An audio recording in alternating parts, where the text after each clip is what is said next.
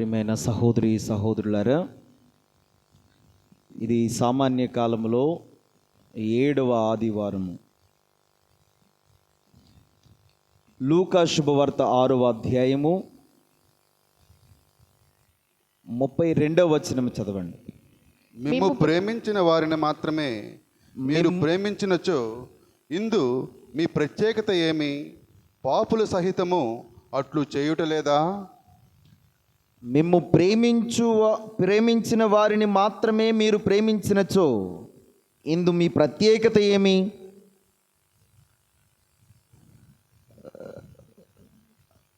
ప్రియమైన సహోదరి సహోదరులారా, మనం ఏదైనా సరే ఒక వస్తువు కొనుక్కున్నాం అనుకోండి. ఉదాహరణకు ఒక ఇల్లు కట్టుకున్నాం అనుకోండి, వాళ్ళది వీళ్ళది చూస్తాం. వాళ్ళకన్నా గొప్పగా కట్టుకోవాలని మనం చూస్తామా చూడమా? వాళ్ళ ఇల్లు 1 కోటి రూపాయలు అయితే మన ఇల్లు ఎంత ఉండాలి? 2 కోట్లు ఉండాలి, అవునా కదా? అంతే, ఏ వస్తువైనా ఈ విధంగానే చూస్తాం.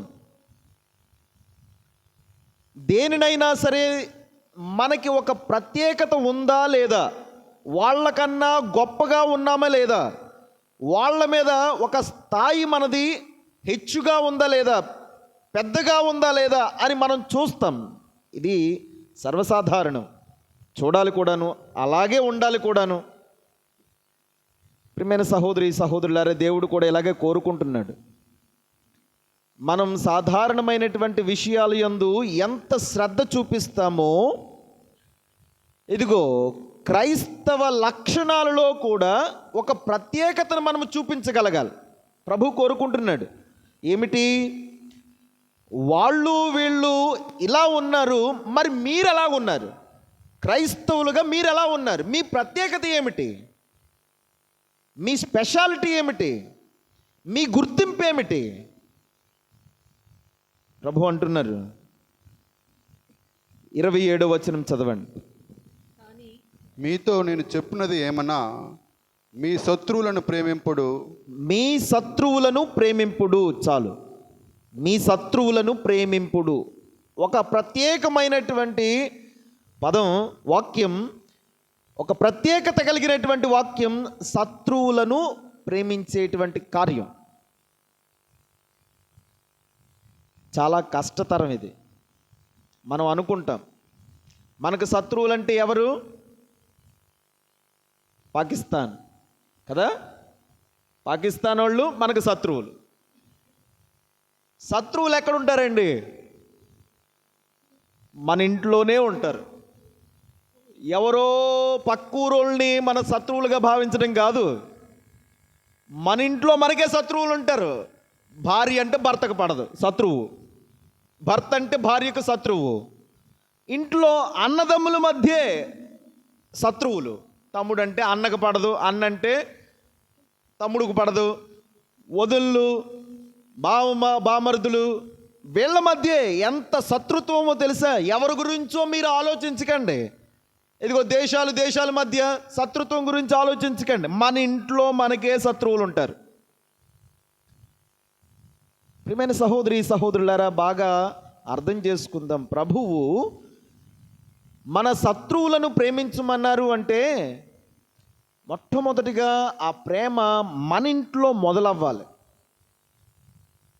మన శత్రువులైనటువంటి మన ఇంటి వారిని మనము ప్రేమించగలిగితే చాలు.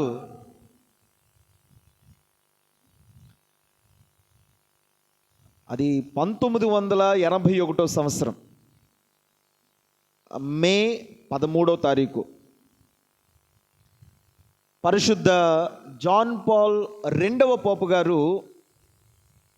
జాన్ పాల్ పోపు గారు ఈ సెయింట్ పీటర్స్ స్క్వేర్లో ప్రజలను దర్శిస్తూ ఉన్నారు. ఒక కారు ఎక్కి అందరినీ కూడా పలకరిస్తారు, అందరినీ కూడా చూస్తారు, అందరితో మాట్లాడుతుంటారు. ఈ విధంగా ఆయన అందరినీ పలకరిస్తూ ఉంటే ఒక దుండగుడు, మీ అందరికీ తెలిసిందే, ఇది మరొకసారి జ్ఞాపకం చేసుకుందాం. ఒక దుండగుడు గన్ తీసుకొని ఆయన్ని కాల్చేశాడు. పోపు గారు అక్కడికక్కడే కూలిపోయారు, పడిపోయారు. వెంటనే ఆసుపత్రికి తీసుకుని వెళ్ళడం, దేవుని దయ వలన ఆయన బ్రతికారు. ఈ దుండగుడి పరిస్థితి ఏమిటి? వెంటనే జైల్లో పెట్టారు. శత్రువు అయినటువంటి ఈ దుండగుడు పేరు మెహమెట్ అలీ అగ్కా. ఈ శత్రువులా చూడలేదు. నన్ను కాల్చాడు, నన్ను చంపడానికి చూశాడు అని పోపు గారు అనుకోకుండా ఆయన కోలుకున్న వెంటనే, ఆసుపత్రి నుండి వచ్చిన వెంటనే ఈ దుండగుణ్ణి, ఈ శత్రువుని ఎక్కడైతే జైల్లో పెట్టారో అక్కడికి వెళ్ళి ఆయన్ని దర్శించి, ఆయన పాప సంకీర్తన ఆలకించి, ఆయన్ని మన్నించి తిరిగి వచ్చారు. Praise the lord. యేసువా వందనం, యేసువా వందనం, యేసువా స్తోత్రం. యేసువా స్తోత్రం. శత్రువుని మన్నించడం అంత తేలిక కాదు, అంత సులువు కాదు. మనకి హాని చేసినటువంటి వారిని క్షమించడం చాలా కష్టతరం. ప్రియమైన సహోదరి సహోదరులారా, శత్రువు పట్ల నీ ప్రవర్తన ఎలా ఉండాలి? నీ ఇంట్లో ఉన్నటువంటి, నీకు విరుద్ధంగా ఉన్నటువంటి వారి పట్ల నీ ప్రవర్తన ఎలా ఉండాలి? వాక్యం మనకు సెలవిస్తుంది. రోమా పత్రిక 12వ అధ్యాయం. నీ శత్రువుల పట్ల నువ్వు ఎలా మెలగాలి అంటే చెప్తారు కదా, శత్రువును కూడా మీ ప్రేమతో మార్చేయచ్చు. 20-21 వచనములు. అంతేకాక పరిశుద్ధ గ్రంథము పలుకుచున్నట్లుగా నీ శత్రువు ఆకలి కొని ఉన్నచో వాని ఆకలి తీర్పుము. మొట్టమొదటిగా చేయాల్సింది, నీ శత్రువు ఆకలిగా ఉన్నచో వాని ఆకలిని తీర్పుము. దాహము కొని ఉన్నచో దాహము తీర్పుము. ఏలైనా ఇట్లు చేయుట వలన నీవు వానికి సిగ్గు కలిగించెదవు. ప్రియమైన సహోదరి సహోదరులారా, శత్రువుల పట్ల మనం చూపించాల్సినటువంటి ప్రేమ, మనకి విరుద్ధంగా ఉన్నవారి పట్ల మనం చూపించాల్సినటువంటి ప్రేమ, అంతేకాని శత్రువుకి శత్రుత్వం చూపించడం కాదు, మనం వ్యతిరేకంగా ఉండడం కాదు. ఆ శత్రువు ఇంకా శత్రుత్వాన్ని పెంచుకుంటాడు కానీ తగ్గడు, దిగిరాడు. శత్రువు మారాలంటే నీ ప్రవర్తన మీదే ఆధారపడి ఉంది. నీ ఇంట్లో వాళ్ళు మారాలంటే మాటల మీద మాటలను విసిరేయడం కాదు, మారుతారు. అపకారికి ఉపకారం చేయాలి, ఖచ్చితంగా మారుతారు. ప్రియమైన సహోదరి సహోదరులారా, మనం ఏం చేస్తాం? రివెంజ్. ఏంటి రివెంజ్ అంటే? పగ తీర్చుకోవడం. రిటాలియేట్ అంటే తిరిగి ఇచ్చేయాలన్నమాట. మనలో ఒకటి కొడితే మళ్ళీ కొట్టాల, తిడితే తిట్టాల, మనకు బాధ కలిగిస్తే ఖచ్చితంగా ఎలాగైనా పగ తీర్చుకోవాలి. అప్పుడు వరకు కూడా మన కోపం చల్లారదు. ప్రియమైన సహోదరి సహోదరులారా, దేవుడు మనకి చెప్పేది ఇది కాదు. పగకి పగ కాదు, దెబ్బకి దెబ్బ కూడా కాదు. పగకి ప్రేమ అవ్వాలి, దెబ్బకి సహనము ఓర్పు ఉండాలి. పేతురు గారు రాసినటువంటి మొదటి లేఖ 3వ అధ్యాయం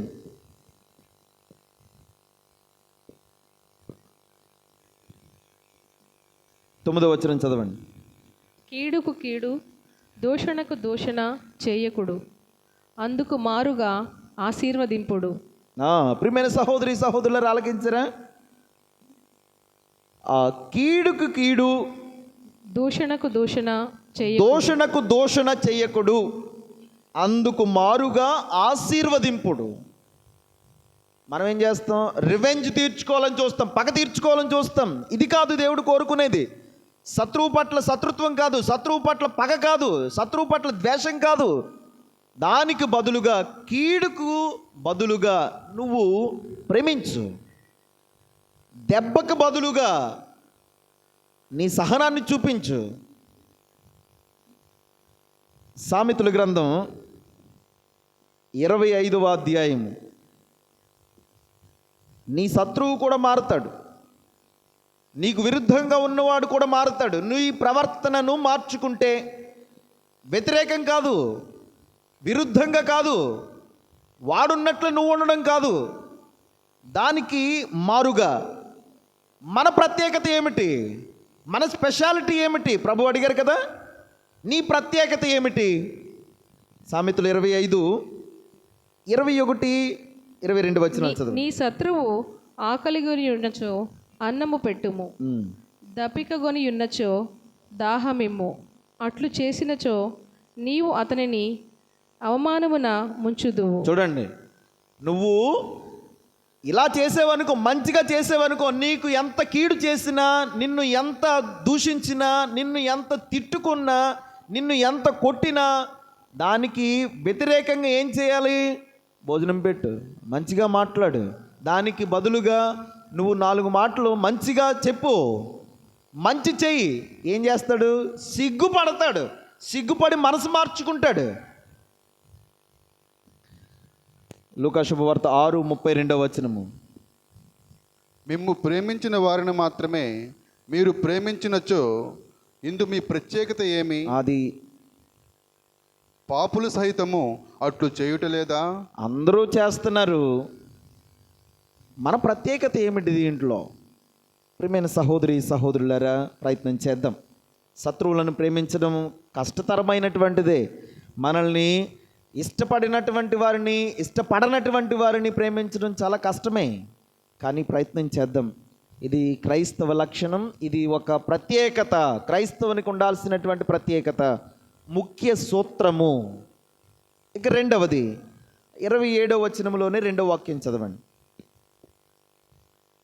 మీ శత్రువులను ప్రేమింపుడు, మిమ్ము ద్వేషించు వారికి మేలు చేయుడు.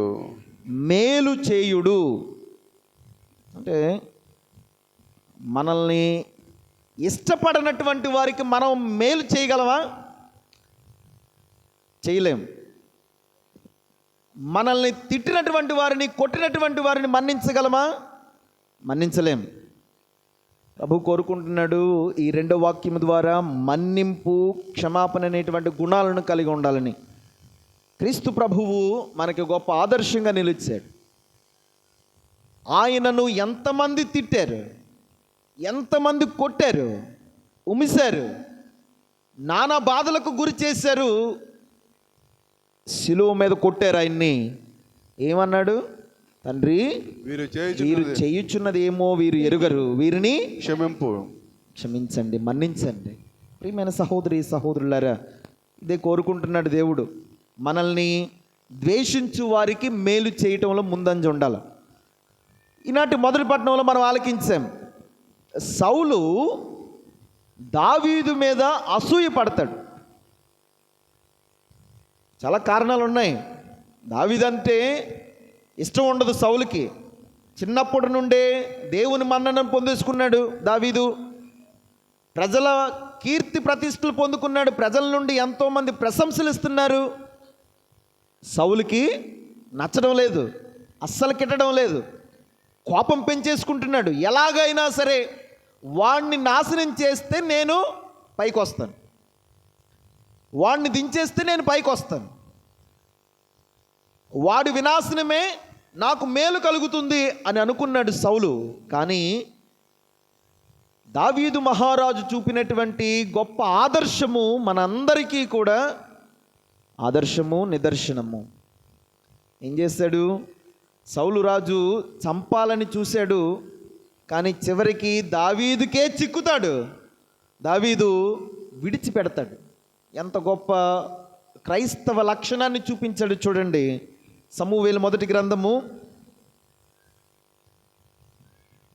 26వ అధ్యాయము 8వ వచనం చదవండి. అబీషయి దావీదుతో, నేడు ప్రభువు శత్రువును నీ చేతికి అప్పగించెను. ఇతనిని ఈ ఈటతో ఒక్క పోటున నేలకు గురుకెదను, ఇక 2వ పోటు అక్కరలేదు అనెను. అప్పటికి సౌలుడు దావీదు చేతికి చిక్కేశాడు. తన చేతిలో ఉంది. నువ్వు చంపేయచ్చు, బ్రతికించవచ్చు, నీ ఇష్టమే, చాయిస్ ఇస్ యోర్స్. నీ ఎంపిక. కానీ దావీదు మహారాజు ఎంత జెంటిల్మ్యాన్గా ప్రవర్తించాడు చూడండి, ఎంత చక్కగా ప్రవర్తించాడు చూడండి. ఆ 9వ వచనం చదవండి. కానీ దావీదు అతనితో సౌలును చంపవలదు, సౌలును చంపవలదు, ప్రభువు అభిషిక్తుని మీద ప్రభువు అభిషిక్తుని మీద చేయి చేసుకునినచో పాపము పాపము చుట్టుకొనదా. యావే తోడు అని. తర్వాత 11వ వచనం చదవండి. నా అంతటా నేను ప్రభు అభిషక్తిని మీద చేయి చేసుకోరాదు, తలదాపు నున్న ఆ ఈటెను నీటి కుండను గైకొని వెళ్ళుదము పదా అని అనేను. ప్రియమైన సహోదరి సహోదరులారా, అవకాశం వచ్చింది. సౌలును చంపేస్తే దావీదు ఇంకా ఏకైక రాజుగా నిలిచిపోతాడేమో, అవకాశం వచ్చింది. కానీ అక్కడ దావీదు మహారాజు యొక్క గొప్ప ఆలోచన చూడండి. 2 ముఖ్యమైనటువంటి ఆలోచనలు, ఎంపికలు దావీదుని గొప్ప వ్యక్తిగా చేశాయి. ఏమిటంటే మొట్టమొదటిది, అభిషిక్తుని మీద చేయి వేయరాదు. దేవుడే అభిషేకించాడు సౌలుని కూడా. అభిషిక్తుని మీద చేయి వేయరాదు, అభిషిక్తుని మీద మనం దూషణ చేయకూడదు, అభిషిక్తుని మీద మనం ఎటువంటి కమెంట్స్ చేయకూడదు అని గౌరవించాడు. దేవుని యొక్క అభిషేకాన్ని గౌరవించి సౌలుని విడిచిపెట్టాడు. మనం నేర్చుకోవాల్సినటువంటి పాఠం ఏమిటంటే, క్రైస్తవులమైనటువంటి మనము దేవుని అభిషేకాన్ని పొందుకున్న జ్ఞానస్నానం ద్వారా, జ్ఞానస్నానం ద్వారా దేవుని యొక్క అభిషేక వరాన్ని పొందుకున్నాం. క్రైస్తవుడే విరోధి, శత్రువు. కానీ దేవుడు మనకి చక్కటి పాఠాన్ని నేర్పిస్తున్నాడు దావీదు ద్వారా. సౌలుడు అభిషిక్తుడు, చెయ్యి వేయరాదు, మాట అనకూడదు, తిట్టకూడదు, ఏమి చేయకూడదని విడిచిపెట్టాడు. ప్రియ సహోదరి సహోదరులారా, నేను ఇందాక చెప్పినట్లు ఇంట్లో ఉన్నటువంటి వారికే శత్రువులు. క్రైస్తవుల్లో ఎవరో శత్రువులు కాదు, క్రైస్తవులే శత్రువులు. ఒక సంఘంలో ఉన్నటువంటి వారికి ఎవరో శత్రువులు కాదు, సంఘస్థులే శత్రువులు. ఉదాహరణ చెప్తే బాగోదు. ప్రియమైన సహోదరి సహోదరులారా, మనలో చాలా సంఘాలు ఉన్నాయి. ఉదాహరణకు పాటలు వాళ్ళు అనుకుందాం. అంటే వాళ్ళు శత్రువులు కాదులేండి, వాళ్ళు శత్రువులు కాదులేండి. లేకపోతే మర్యాదలస్తులు అనుకుందాం, వాళ్ళలో వాళ్ళు శత్రువులు కాదులేండి. పెద్దలు అనుకుందాం, వాళ్ళలో వాళ్ళు శత్రువులే కాదు, కానీ శత్రువులే. సంఘంలో ఒకరు పైకి వస్తే చాలు, ఒకరిని పొగిడితే చాలు, ఒకరిని ఏమైనా అంటే చాలు, వేరే వాళ్ళకి కోపం వస్తుంది. ప్రియమైన సహోదరి సహోదరులారా, జ్ఞానస్నానం పొందుకొని దేవుని యొక్క అభిషేక వరాన్ని పొందుకున్నటువంటి వారిని ఎవరిని కూడా మనము ఏమీ అనరాదు. మొదటి కారణం. రెండవ కారణం, ఎందుకు ఎవరిని ఏమీ అనకూడదు అంటే, దేవుడు తన రూపాన్ని ప్రతి ఒక్కరిలో ఇచ్చారు. నువ్వు ఎవరి మీదైనా చేయి వేస్తే అది దేవుని మీద చేసినట్లే. దేవుడు ఆదిలో సృష్టిని చేసినప్పుడు ఆయన ఎలా చేశాడు? సృష్టిలో ఉన్నటువంటి మనుషుల్ని తనను పోలినట్లు తన రూపములో తన పోలికలో ఆయన సృష్టించాడు, తన రూపాన్ని మనకిచ్చాడు. అందుకనే మనం ఎవరినైనా ఏదైనా అనే ముందు జాగ్రత్తగా ఆలోచించాలి. ఆయన రూపాన్ని అంటున్నాం, ఆయన్ని తిడుతున్నాం మనం అని భావించాలి. అందుకనే తిట్టడానికి కానీ, ఏదైనా ఒక మాట అనడానికి కానీ, మనం చేయి వేయడానికి కానీ వెంటనే వేయకూడదు, వెంటనే అనేయకూడదు, ఆలోచించాలి. ప్రియమైన సహోదరి సహోదరులారా, అర్థం చేసుకుందాం. మనల్ని ద్వేషించు వారిని ద్వేషించకుండా వారికి మేలు చేస్తే వారి మనసు కూడా మారుతుంది. ఎఫెసీ పత్రిక 4వ అధ్యాయము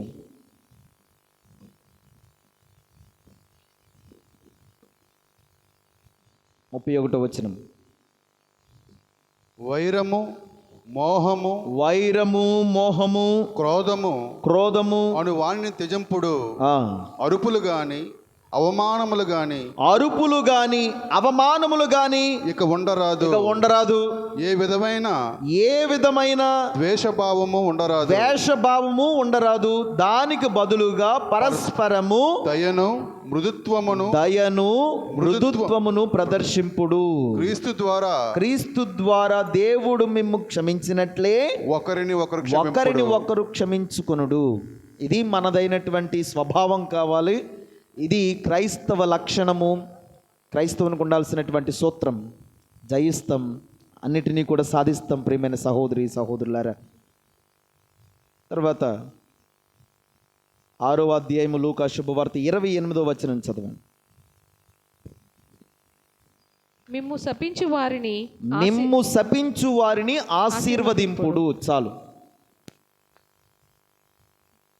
చేయగలమా? చేయలేం. ఈరోజు సువిశేషంలో ఆలకించినటువంటిది ఏది మనం చేయలేం. ఏది సాధ్యం కాదు మనకి. నిజానికి అది సాధ్యమే. చేయగలిగిందే దేవుడు చెప్తాడు మనకి. చేయలేనిది, మన యొక్క బలముకు మించినటువంటిది ప్రభు చెప్పడు. మనం బలహీనులం అంతే. ప్రభు ఏమంటున్నారంటే, మిమ్ము శపించు వారిని ఆశీర్వదింపుడు. మిమ్మల్ని ఎవరైనా శపించారనుకోండి, తిరిగి శపించడం కాదు. మిమ్మల్ని ఎవరైనా తిట్టారనుకోండి, తిరిగి తిట్టడం కాదు. దానికి బదులుగా ఆశీర్వదించండి. God bless you. నిన్ను ఎవరైనా తిట్టారనుకోండి, సూత్రం ఏంటి? గాడ్ బ్లెస్ యూ అనేయండి. ఏమంటారు? God bless you. అంతే. దానికన్నా గొప్ప మెడిసిన్ ఏమి ఉండదు. ఇంకా మనం తిరిగి ఇవ్వాలని చూసామా,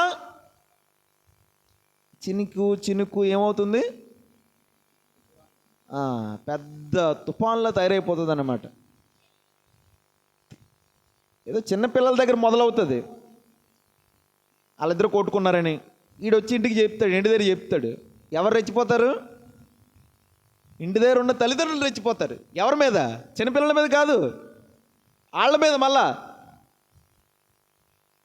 తల్లిదండ్రులకి మళ్ళాను. నేను సహోదరి సహోదరులారా, తిరిగి చూస్తే వాళ్ళిద్దరు బాగానే ఉంటారు. మళ్ళీ వెళ్ళిపోయి ఆడుకుంటారు. వాళ్ళు సరదాగా ఆడుకుంటారు వాళ్ళు. కానీ గొడవ పడేది ఎవరు? తల్లిదండ్రులు. మీకు హాని చేయు వారికి మంచిని చేయుడు. ప్రభు ఉద్దేశం ఇది. ఎవరిని ఎప్పుడు శపించకండి. పొరపాటును కూడా శపించకండి. కోపములో కూడా అనేయొద్దు. శాపానికి చాలా బలం ఉంది, చాలా శక్తి ఉంది. మనం ఏదో అనేస్తాం. ముఖ్యంగా తల్లిదండ్రులు పిల్లల పట్ల కొంచెం ఓర్పు సహనం కలిగి ఉండండి. కోపం వస్తుంది, వాడు చేసేటువంటి తప్పులకి కోపం వస్తుంది. ఏమని శపిస్తారు? 4 ఆడపిల్లలు పుట్టేయాలరా నీకు. ఇంకేం శపిస్తారు? మనం చాలా మాటలనేస్తాం. నిజానికి చాలా మాటలనేస్తాం. తర్వాత భరించాల్సింది వీడు, నువ్వు భరిస్తావు. తల్లిదండ్రులు బిడ్డలని ఎప్పుడు కూడా శపించకూడదు. మీరు పెద్ద స్థానంలో ఉన్నారు. తల్లి అన్న మాటలు పిల్లలకి ఖచ్చితంగా తగులుతాయి. తండ్రి అన్న మాటలు పిల్లలకి ఖచ్చితంగా తగులుతాయి. కొలొస్సీ పత్రిక 3వ అధ్యాయము 21వ వచనం. కొలొస్సీ పత్రిక 3వ అధ్యాయం 21వ వచనం. తల్లిదండ్రులారా మీరు మీ పిల్లలకు కోపము పుట్టింపకుడు, రప్పించకండి. ఏలైనా వారికి అధైర్యము కలగవచ్చును కదా. వారికి అధైర్యము కలుగుతుంది కదా. ఏంటి మా అమ్మ ఎలాగనేసింది, ఏంటి మా నాన్న ఎలాగనేసారు. తర్వాత బిడ్డలు ఎప్పుడైనా తల్లిదండ్రులు శపిస్తారా? ఎందుకు శపించరు? సేవ చేయాల్సి వచ్చింది అనుకోండి, పెద్ద కొడుక్కి తల్లిని అప్పచెప్పారు. ఆ మంచం మీద ఉంటుంది పాపం. ఎలా శపిస్తారు చెప్పండి? ఇది ఎప్పుడు పోతుందో అని చూస్తున్నాను అంటారు. అంటారు, ఖచ్చితంగా అంటారు. ఈడెప్పుడు పోతాడో అని చూస్తున్నాను అంటారు. తప్పు, పొరపాటు. పిల్లలు పొరపాటును కూడా తల్లిదండ్రులను శపించకండి. మీరు శాపానికి గురవుతారు. వాక్యం మనకు సెలవిస్తుంది. సామెతల గ్రంథము 20వ అధ్యాయము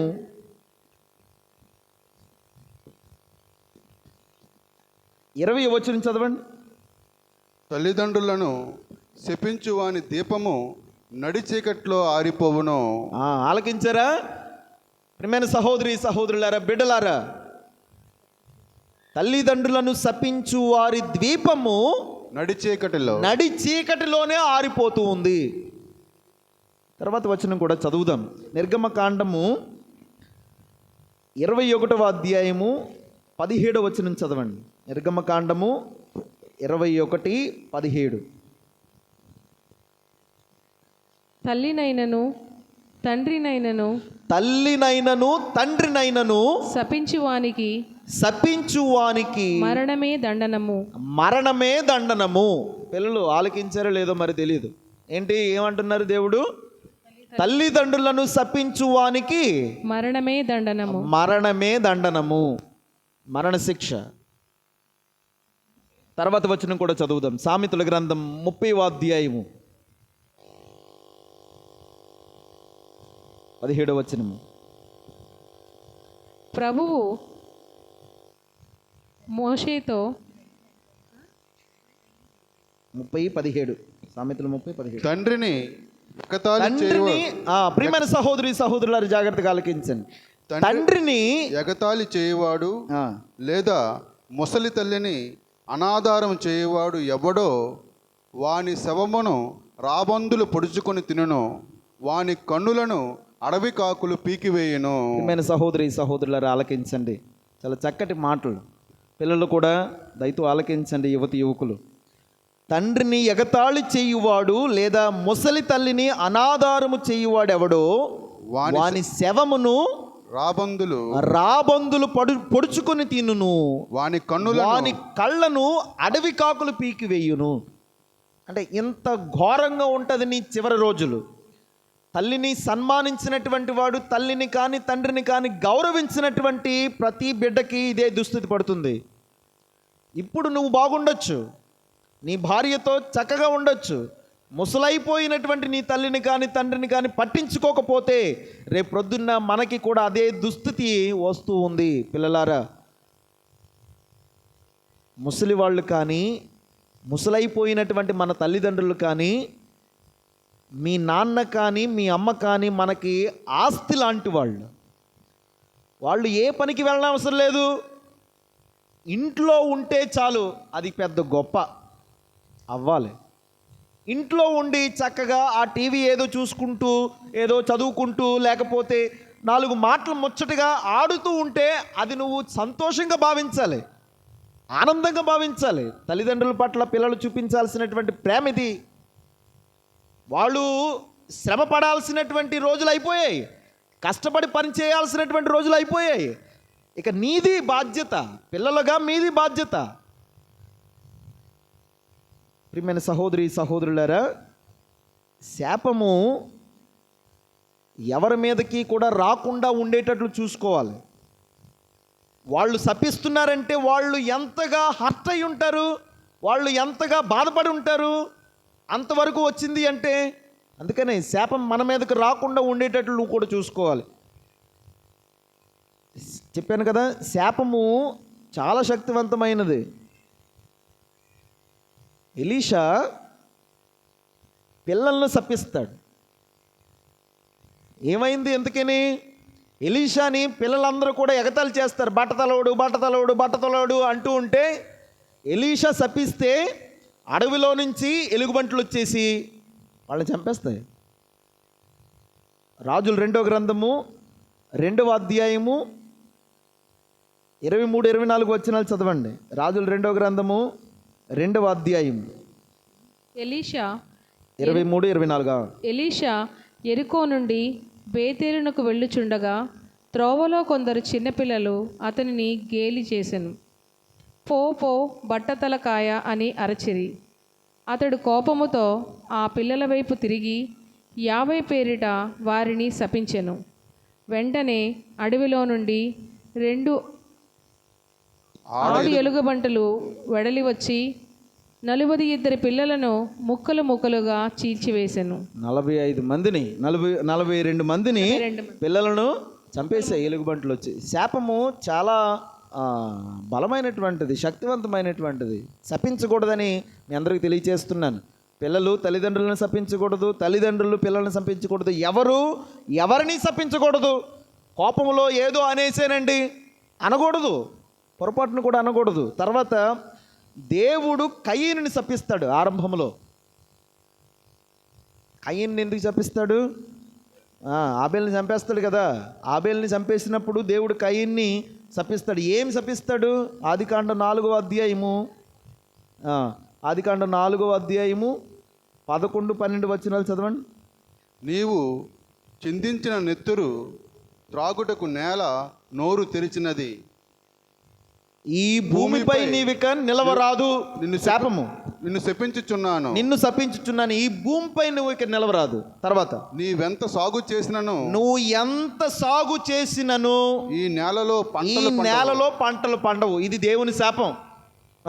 పారుబోతువై దేశ దిమ్మరివై బ్రతుకుదువు అనెను.